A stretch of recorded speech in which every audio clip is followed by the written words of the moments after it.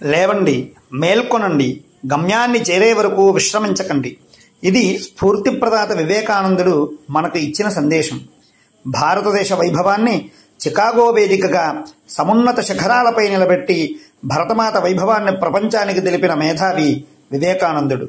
సర్వమత సభలలో నా అమెరికా సోదర సోదరీమణులారా అంటూ ప్రసంగాన్ని ప్రారంభిస్తే 2 నిమిషాల పాటు ఆపకుండా చప్పట్ల మోతమోగింది. ఆనాటి ప్రసంగానికి అందరూ మంత్రముగ్ధులయ్యారు. ఆ తర్వాత ఆయన ప్రసంగాలతో హిందుత్వం గురించి తెలుసుకున్న వారు ఎందరో. చిన్నతనంలోనే రామకృష్ణ పరమహంసను ఆశ్రయించి శిష్యరేకం చేసి ఆయన ద్వారా ఆర్జించిన జ్ఞాన సంపద ఆయన నడవడిక ద్వారానే మనకు తెలుస్తుంది.